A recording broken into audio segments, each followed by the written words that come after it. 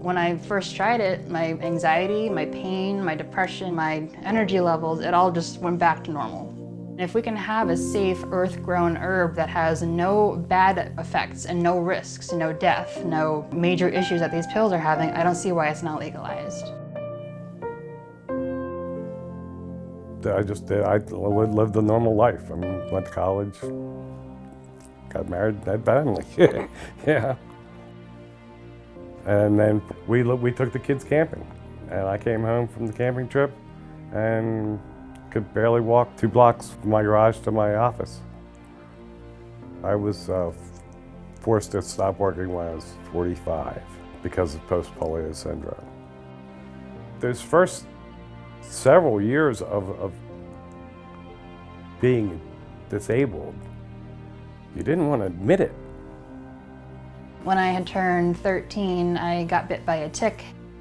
I just eventually had really bad chronic fatigue where I was, laying in bed for 17, 18 hours a day, exhausted, not having any energy.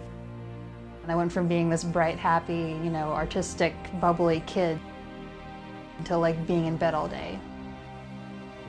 My parents were like, what happened? You went from one end of the spectrum to the other.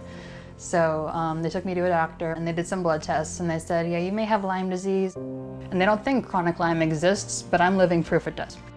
I know that basically it attacks your whole body. It goes from wherever the major infection is up to your brain, down your spinal cord, into your nervous system, into your organs, and it affects your whole body. Being told, just take this, you'll be fine, just take this, you'll be fine, just take this, you'll be fine, and not getting fine, I was like, you know what, I'm gonna do it myself. I know what the hell helped me, they don't know. Since, dispensaries aren't up and no medical offices where we can get it safely, a lot of times we have to look online. I found people on Facebook who I actually networked with, and, through knowing them and networking, I've been able to get into a really good medical community where, we know the growers, we grow it ourselves, we give out seeds, we're there for each other. We're just trying to take care of each other because we don't have anything right now.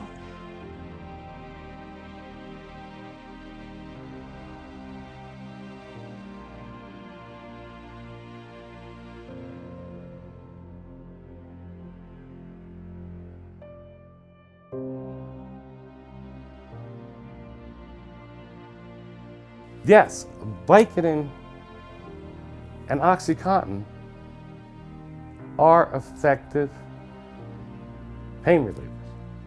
But any responsible doctor will tell you they're effective short-term pain relievers. I have the right to be as pain-free as possible. When I first started this fight down in Annapolis, that was one of the things I used to always try to fit into my testament.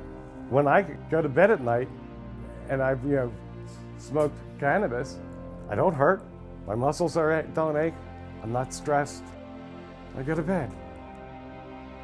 I've come to realize that, it's not a cure-all for me personally. People say it cures cancer, it cures seizures. I'm not saying it's a cure, but it's a treatment and it's safer than pills are. I've had suicide attempts because it's gotten so bad to the point where it hurts.